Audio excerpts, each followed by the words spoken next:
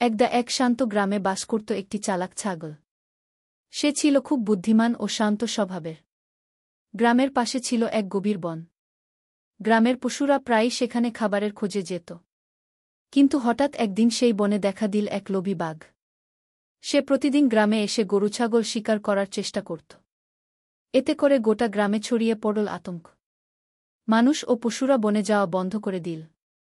তখন সেই ছাগল সাহস করে বলল, ভয় পেলে চলবে না।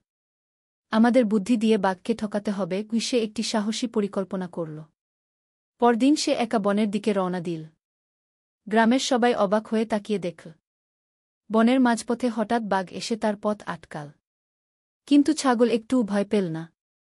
সে হাসিমুখে বলল, তুমি কি জানো আমি কে? বাঘ হেসে বলল, কে আবার? একটা ছাগল। ছাগল হেসে জবাব দিল, আমি এই বনের নতুন রাজা সিংহের দূত। আমাকে বলা হয়েছে যদি কোনো বাঘ দেখি সঙ্গে সঙ্গে ধরে ফেলতে গু। বাঘ তখন একটু কাঁপতে কাঁপতে জিজ্ঞেস করল, সিংহ রাজা কোথায়? ছাগল গাছের ঝোপের দিকে ইশারা করে বলল, ওখানেই রাজা বিশ্রাম নিচ্ছেন। ঠিক তখন একটি বাদর গাছ থেকে লাফিয়ে পড়ল আর পাতার মধ্যে কচমচ শব্দ হল। বাঘ মনে করল, সত্যিই বুঝি সিংহ এসে গেছে। ভয়ে কাঁপতে কাঁপতে সে উল্টো দিকে দৌড়ে পালিয়ে গেল। ছাগল তখন হেসে হেসে গ্রামের পথে ফিরে এল। সবাই ছাগলকে ঘিরে ধরল আর তার সাহস ও বুদ্ধির প্রশংসা করতে লাগল। সবাই অবাক হয়ে বলল, একটা ছাগল এত বুদ্ধিমান হতে পারে, ভাবতেই পারিনি। এরপর থেকে বনে আবার শান্তি ফিরে এল। বাঘ আর কোনোদিন গ্রামে ফিরে আসেনি।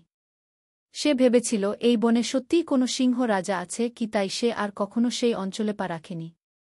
ছাগল হয়ে উঠল গ্রামের নায়ক। ছোটরা তাকে অনুসরণ করতে লাগল আর বড়রা সম্মান জানাল।